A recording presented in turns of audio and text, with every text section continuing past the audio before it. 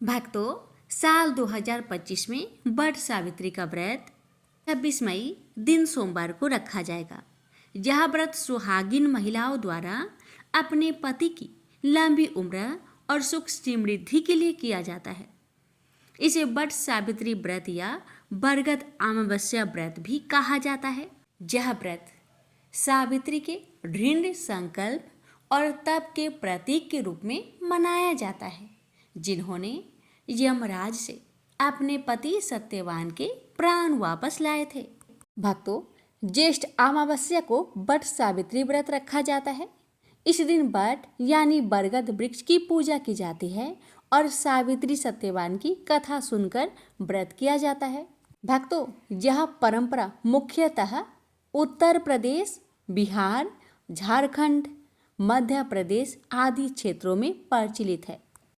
और भक्तों, आपको बता दें कि दक्षिण भारत और महाराष्ट्र में यह व्रत ज्येष्ठ पूर्णिमा को किया जाता है, जिसे वट पूर्णिमा भी कहा जाता है। महिलाएं इस दिन भी बरगद की ही पूजा करती है और सौभाग्य की कामना करती है। जानते हैं वट सावित्री व्रत की विधि। भक्तों, प्रातः स्नान कर साफ वस्त्र धारण करें, व्रत का संकल्प ले और भगवान विष्णु, भगवान गणेश तथा सावित्री सत्यवान की पूजा करें। बरगद के पेड़ के नीचे जाकर पूजन करें। जल, दूध, रौली, चावल, मौली, भीगे हुए चने, फल, मिठाई आदि अर्पित करें। पेड़ के तने के चारों ओर कच्चा सूत 7 या 11 या 21 बार लपेटे और परिक्रमा करें। साथ में सावित्री सत्यवान की कथा सुने या फिर पढ़े। भक्तों, सावित्री सत्यवान की अमर कथा का श्रवण करना इस दिन अनिवार्य माना गया है। इसमें बताया गया है कि कैसे सावित्री ने अपने तप और बुद्धिमत्ता से यमराज को पराजित किया। व्रत के अंत में ब्राह्मणों को वस्त्र, फल, अन्न या दक्षिणा का दान करें। भक्तों, यह व्रत पतिव्रता धर्म का प्रतीक है।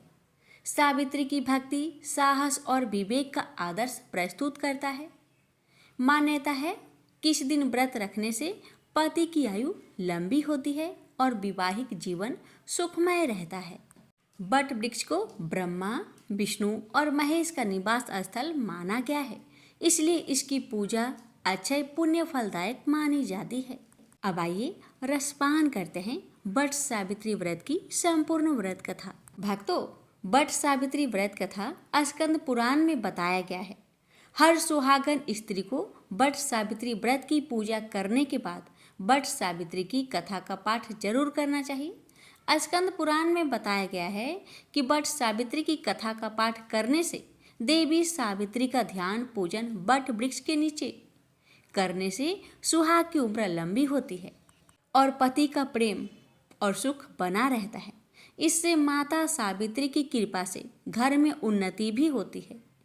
भक्तों, एक बार देवी पार्वती ने कहा, हे देवताओं के भी देवता, जगत के पति शंकर भगवान, प्रभास क्षेत्र में स्थित ब्रह्मा जी की प्रिया जो सावित्री देवी है, उनका चरित्र आप मुझे कहिए। जो उनके व्रत का महात्म्य हो और उनके संबंध का इतिहास हो एवं जो स्त्रिया के पतिव्रत्य को देने वाला, सौभाग्यदायक और महान उदय करने वाला हो। तब शंकर भगवान ने कहा कि हे महादेवी, प्रभास क्षेत्र में स्थित सावित्री के असाधारण चरित्र को मैं तुमसे कहता हूँ। हे महेश्वरी सावित्री, स्थल नामक स्थान में राजकन्या सावित्री ने जिस प्रकार से उत्तम वट सावित्री व्रत का पालन किया। भद्र देश के एक राजा थे जिनका नाम अश्वपति था। भद्र देश के राजा अश्वपति के कोई संतान न थी। उन्होंने संतान की प्राप्ति के लिए मंत्र उच्चारण के साथ प्रतिदिन 1,00,000 आहुतियां दी। 18 वर्षों तक यह क्रम जारी रहा। इसके बाद सावित्री देवी ने प्रकट होकर वर दिया कि राजन, तुझे एक तेजस्वी कन्या पैदा होगी। सावित्री देवी की कृपा से जन्म लेने के कारण से कन्या का नाम सावित्री रखा गया। कन्या बड़ी होकर बेहद रूपवान हुई। योग्य वर न मिलने की वजह से सावित्री के पिता दुखी थे। उन्होंने कन्या को स्वयं वर तलाशने भेजा। सावित्री तपोवन में भटकने लगी। वहां साल्व देश के राजा धूम्रसेन रहते थे, क्योंकि उनका राज्य किसी ने छीन लिया था। उनके पुत्र सत्यवान को देखकर सावित्री ने पति रूप में उनका वरण किया। श्री राज नारद को जब यह बात पता चली तो वह राजा अश्वपति के पास पहुंचे और कहा कि हे राजन, यह क्या कर रहे हैं आप? सत्यवान गुणवान है, धर्मात्मा है और बलवान भी है, पर उसकी आयु बहुत छोटी है। वह अल्पायु है। 1 वर्ष के बाद ही उसकी मृत्यु हो जाएगी। ऋषिराज नारद की बात सुनकर राजा अश्वपति घोर चिंता में डूब गए। सावित्री ने उनसे कारण पूछा तो राजा ने कहा, पुत्री, तुमने जिस राजकुमार को अपने वर के रूप में चुना है वह अल्पायु है। तुम्हें किसी और को अपना जीवन साथी बनाना चाहिए। इस पर सावित्री ने कहा कि पिताजी, आर्य कन्याएं अपने पति का एक बार ही वरण करती है, राजा एक बार ही आज्ञा देता है और पंडित एक बार ही प्रतिज्ञा करते हैं और कन्यादान भी एक ही बार किया जाता है। सावित्री हठ करने लगी और बोली, मैं सत्यवान से ही विवाह करूंगी। राजा अश्वपति ने सावित्री का विवाह सत्यवान से कर दिया। सावित्री अपनी ससुराल पहुंचते ही सास ससुर की सेवा करने लगी। समय बीतता चला गया। नारद मुनि ने सावित्री को पहले ही सत्यवान की मृत्यु के दिन के बारे में बता दिया था। वह दिन जैसे जैसे करीब आने लगा, सावित्री अधीर होने लगी। उन्होंने 3 दिन पहले से ही उपवास शुरू कर दिया। नारद मुनि द्वारा कथित निश्चित तिथि पर पितरों का पूजन किया। हर दिन की तरह सत्यवान उस दिन भी लकड़ी काटने जंगल चले गए। साथ में सावित्री भी गई। जंगल में पहुंचकर सत्यवान लकड़ी काटने के लिए एक पेड़ पर चढ़ गए। तभी उसके सिर में तेज दर्द होने लगा। दर्द से व्याकुल सत्यवान पेड़ से नीचे उतर गए। सावित्री अपना भविष्य समझ गई। सत्यवान के सिर को गोद में रखकर सावित्री सत्यवान का सिर सहलाने लगी। तभी वहां यमराज आते दिखे। यमराज अपने साथ सत्यवान को ले जाने लगे। सावित्री भी उनके पीछे पीछे चल पड़ी। यमराज ने सावित्री को समझाने की कोशिश की। यह विधि का विधान है, लेकिन सावित्री नहीं मानी। सावित्री की निष्ठा और पति परायणता को देखकर यमराज ने सावित्री से कहा, हे देवी, तुम धन्य हो, तुम मुझसे कोई भी वरदान मांगो। सावित्री ने कहा कि मेरे सास ससुर वनवासी और अंधे हैं, उन्हें आप दिव्य ज्योति प्रदान करें। यमराज ने कहा, ऐसा ही होगा, जाओ, आप लौट जाओ। लेकिन सावित्री अपने पति सत्यवान के पीछे पीछे चलती रही। यमराज ने कहा, देवी, तुम वापस जाओ। सावित्री ने कहा, भगवान, मुझे अपने पति देव के पीछे पीछे चलने में कोई परेशानी नहीं है। पति के पीछे चलना मेरा कर्तव्य है। यह सुनकर उन्होंने फिर से उसे एक और वर मांगने के लिए कहा। सावित्री बोली, हमारे सास ससुर का राज्य छीन गया है, उसे पुनः वापस दिला दे। यमराज ने सावित्री को यह वरदान भी दे दिए और कहा, अब तुम लौट जाओ। लेकिन सावित्री पीछे पीछे चलती रही।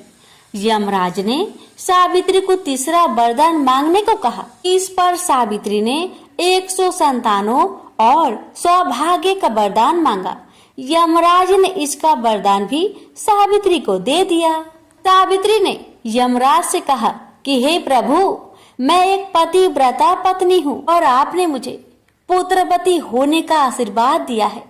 यह सुनकर यमराज को सत्यवान के प्राण छोड़ने पड़े और यमराज अंतर्ध्यान हो गए और सावित्री उसी वट वृक्ष के पास आ गई। जहां उसके पति का मृत शरीर पड़ा था। सत्यवान जीवित हो गया और दोनों खुशी खुशी अपने राज्य की ओर चल पड़े। दोनों जब घर पहुंचे तो देखा कि माता पिता को दिव्य ज्योति प्राप्त हो गई है। इस प्रकार सावित्री सत्यवान चिरकाल तक राज्य सुख भोगते रहे। अतः पतिव्रता सावित्री के अनुरूप ही प्रथम अपने सास ससुर का उचित पूजन करने के साथ ही अन्य विधियों को प्रारंभ करे। बट सावित्री व्रत करने और इस कथा को सुनने से उपासक के वैवाहिक जीवन या जीवन साथी की आयु पर किसी प्रकार का कोई संकट आया भी हो तो वो टल जाता है। प्रेम से बोलिए यमराज भगवान की जय, सावित्री माता की जय। प्यारे भक्तों, शिव जी ने देवी पार्वती से कहा कि सावित्री व्रत के दिन प्रातः स्नान करके सास ससुर का आशीर्वाद लेना चाहिए। बट वृक्ष के समीप बैठकर पंच देवता और विष्णु भगवान का आह्वान करें। 3 कुश और तिल लेकर ब्रह्मा जी और देवी सावित्री का आह्वान करें। मंत्र का जाप करें। इसके बाद जल, अक्षत, सिंदूर, तेल, फूल माला, नवद पान अर्पित करें। एक आम या अन्य फल लेकर उसके ऊपर से बट पर जल अर्पित करें। यह आम पति को प्रसाद रूप में खिलाना चाहिए। कच्चा सूत लपेटते हुए 7 या 21 बार बट वृक्ष की परिक्रमा करें। वैसे 108 बार बट वृक्ष की परिक्रमा बेहद शुभदायक होता है।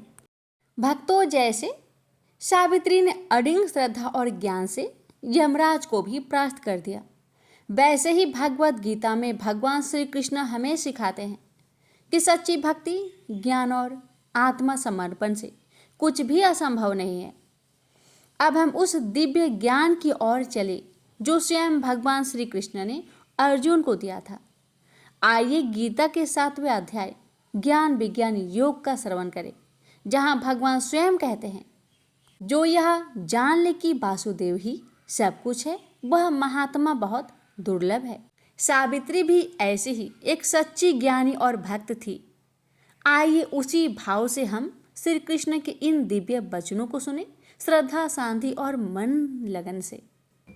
श्री कृष्ण भगवान बोले, हे पार्थ, जो मुझ में मन लगाकर मेरे में ही आश्रय लेकर योगा अभ्यास करते हुए मेरे स्वरूप का संचय रहित पूर्ण ज्ञान प्राप्त होगा, सो सुनो, विज्ञान के सहित वह पूर्ण ज्ञान में तुम्हें सुनाता हूँ, जिसके जानने से तुमको इस लोक में और कुछ जानना शेष न रहेगा। सहस्त्रों मनुष्य में से कोई एक सिद्धि प्राप्त के लिए यत्न करता है। उन यत्न करने वाले सिद्धों में से कोई बिरला ही मुझे ठीक जान पड़ता है। पृथ्वी, जल, अग्नि, वायु, आकाश, मन, बुद्धि और अहंकार, यह 8 प्रकार की मेरी प्रकृति माया है।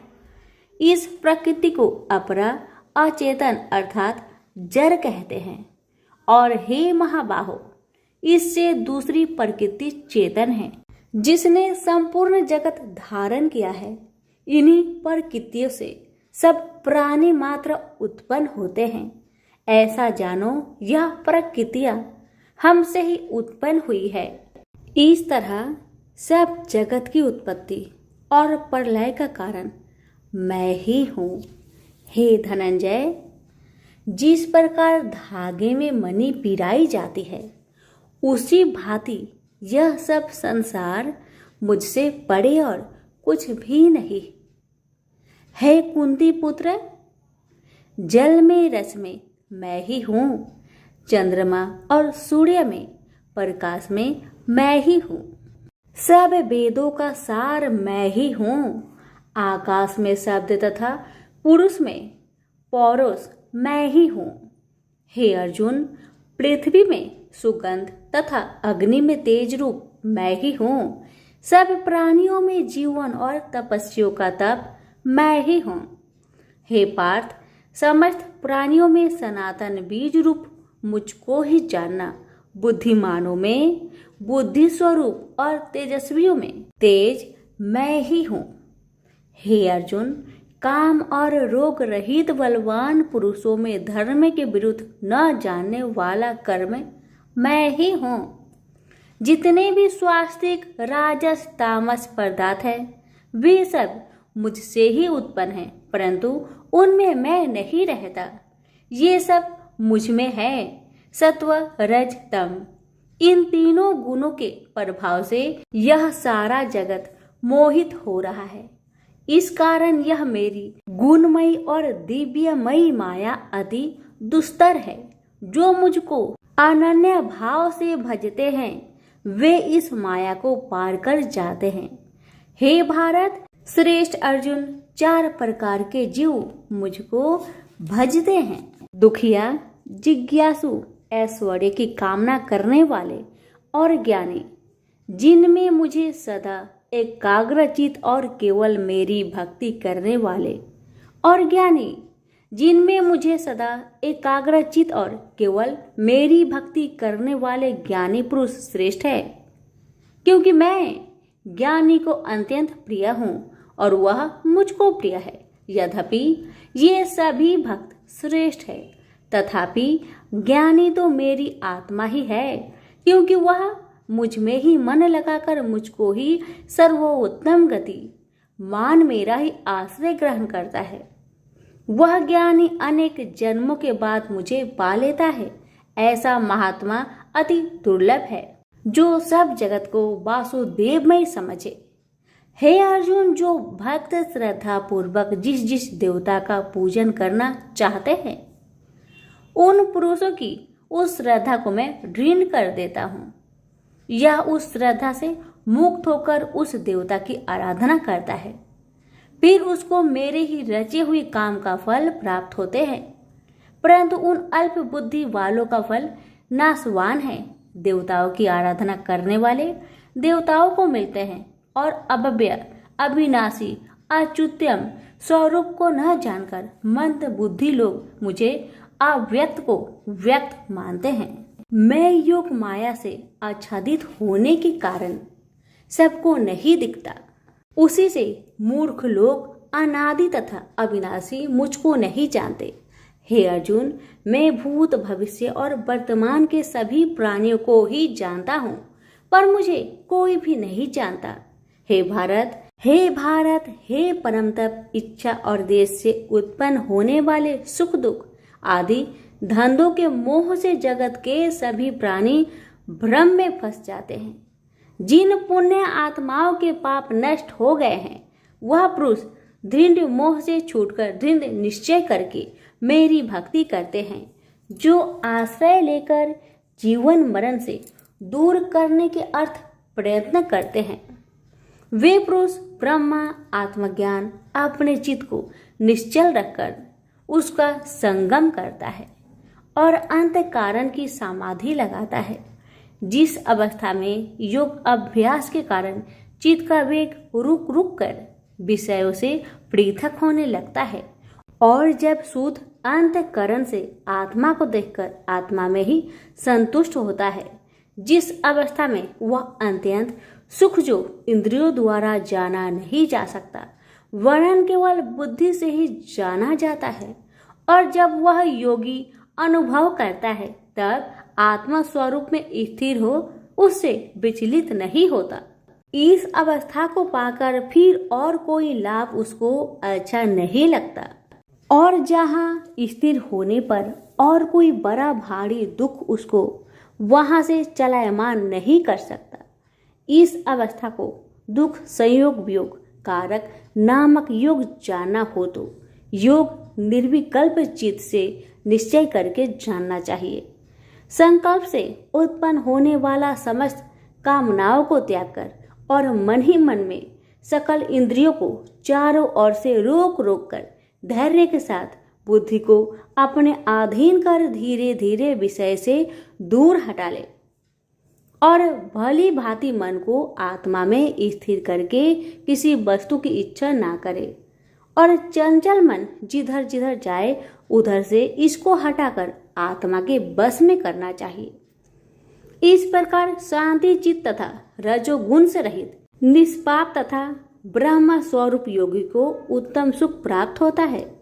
इस रीति से निरंतर योगाभ्यास करने वाला योगी समस्त पापों से छूटकर सहज ही उस परम सुख को पा लेता है जो ब्रह्म के संयोग से प्राप्त होता है। जिसका मन योग में स्थिर हो गया है उसकी दृष्टि भी सर्वत्र समान हो जाती है और वह सब प्राणियों में अपने को और अपने में सब प्राणियों को देखता है। जो सब प्राणियों में मुझको और मुझ में सब प्राणियों को देखता है। मैं उससे अलग नहीं रहता और मुझसे वह अलग नहीं रहता।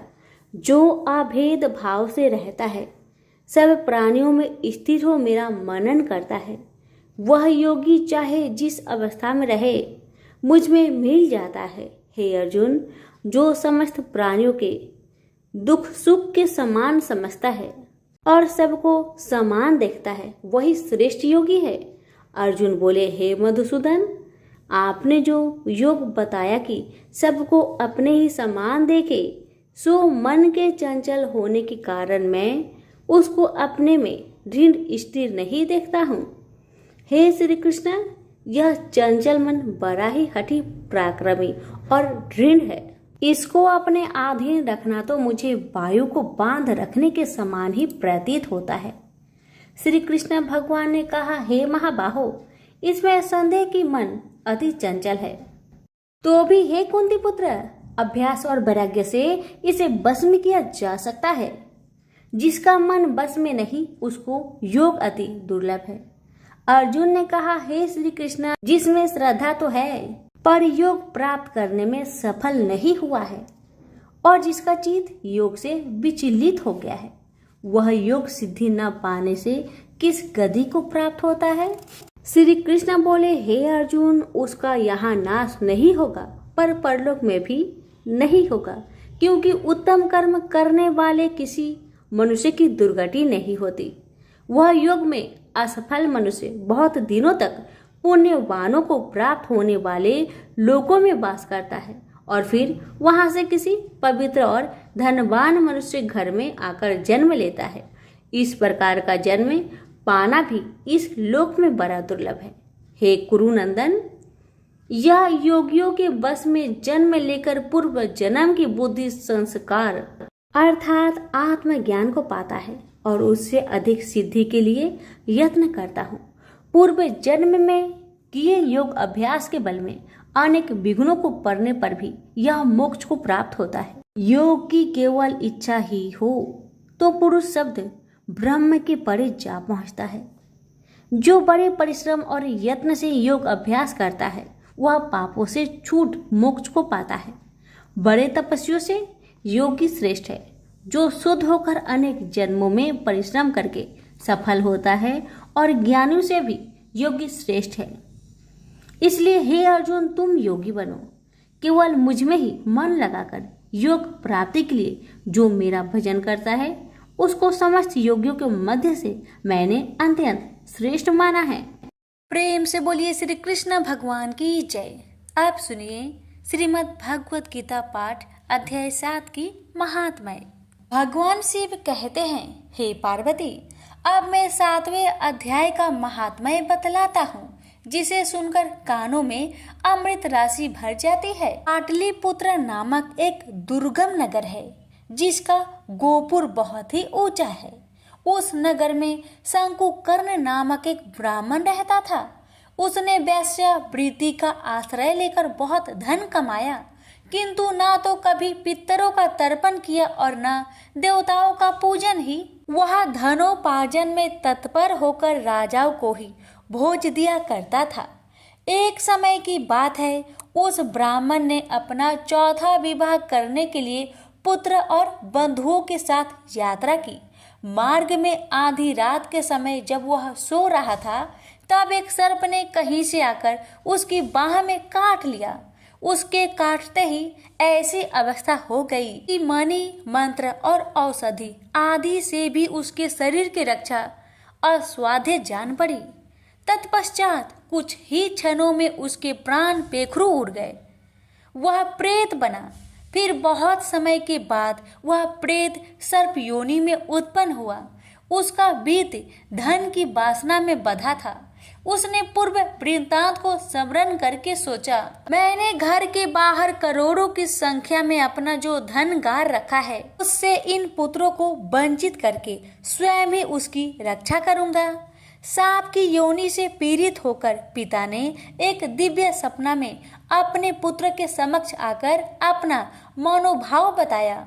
तब उसके पुत्र ने सवेरे उठकर बड़े विस्मय के साथ एक दूसरे से सपने की बातें कही। उनमें से झंझला पुत्र कुदाल हाथ में लिए घर से निकला और जहां उसके पिता सर्प योनि धारण करके रहते थे उस स्थान पर गया।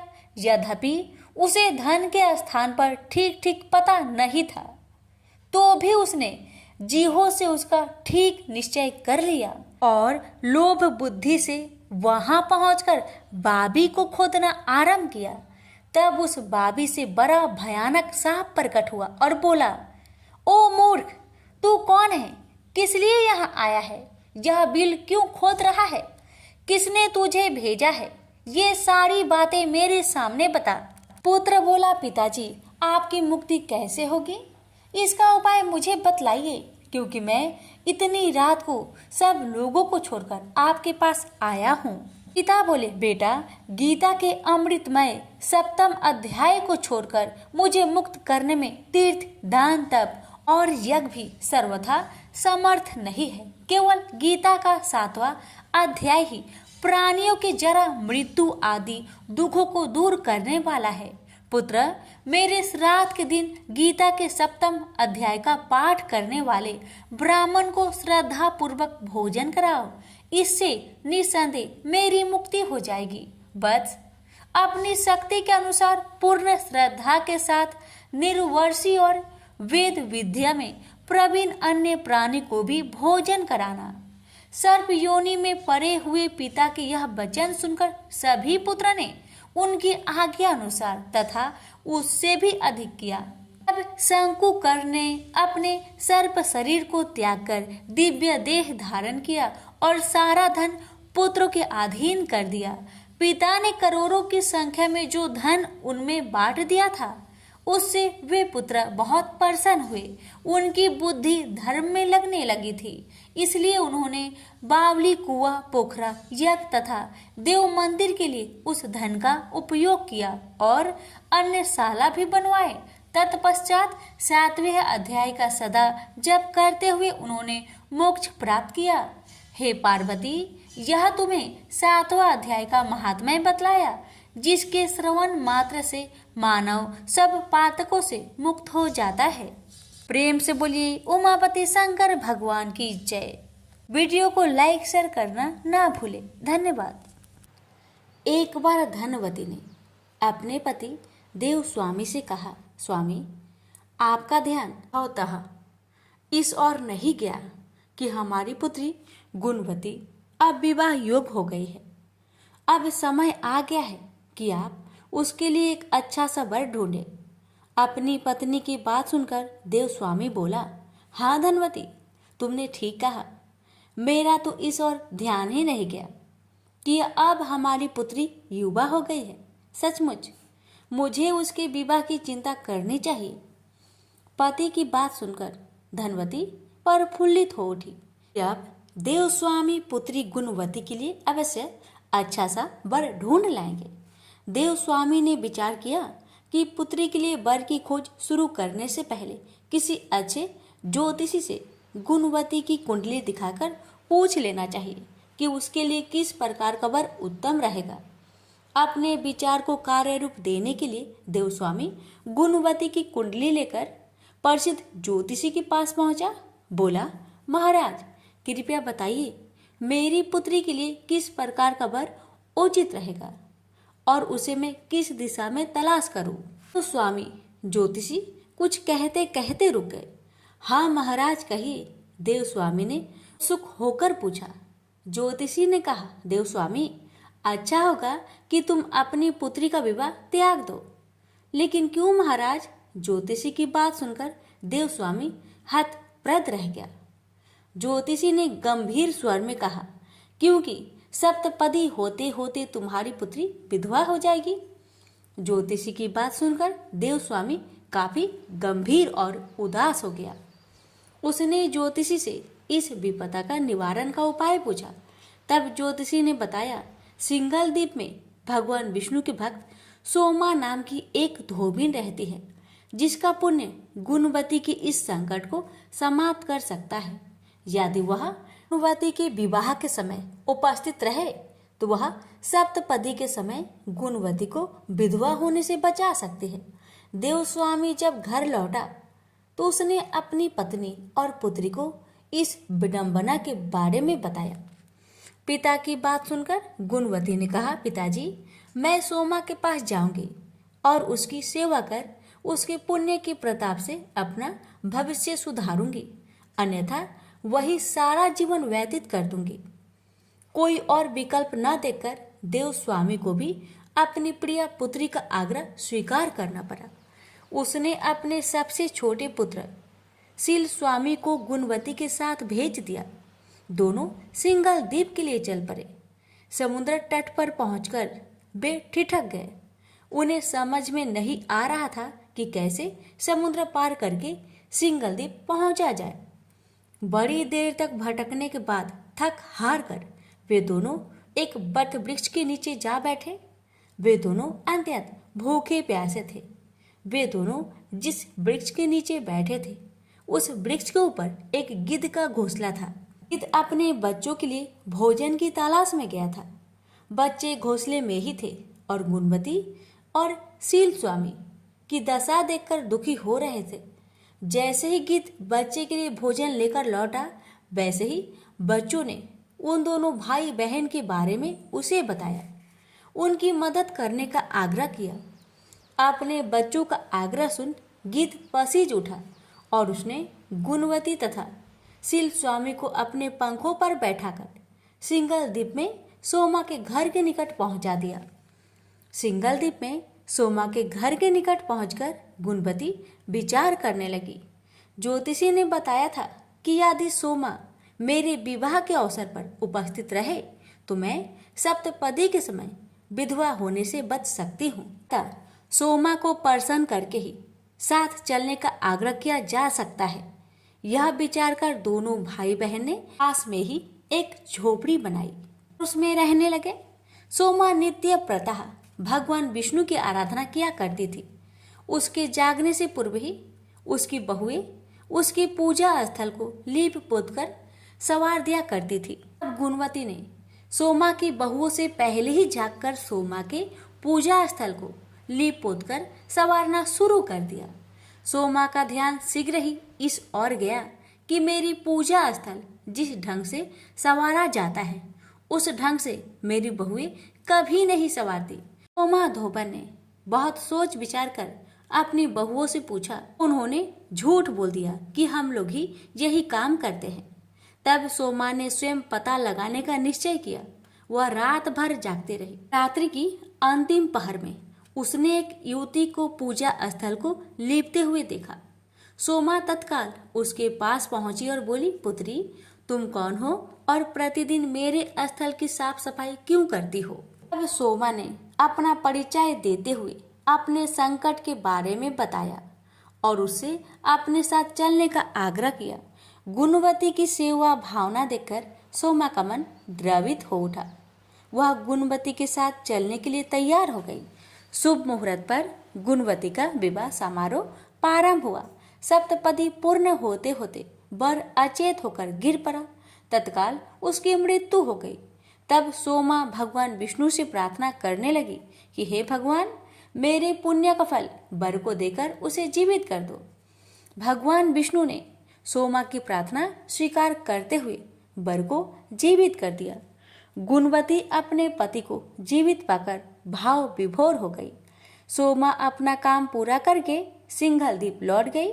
घर पहुंचकर उसे एक हृदय विदारक दृश्य देखने को मिला। पुण्यवती सोमा की अनुपस्थिति में उसके पति, पुत्रों एवं दामाद की मृत्यु हो गई थी। परिजन उसके शव के निकट विलाप करते हुए सोमा की आने की प्रतीक्षा कर रहे थे। सोमा ने उसी समय भगवान विष्णु का ध्यान करते हुए पीपल के वृक्ष की 108 बार परिक्रमाएं की। इससे भगवान विष्णु ने प्रसन्न होकर सोमा की पति, पुत्र एवं दामाद को जीवित कर दिया।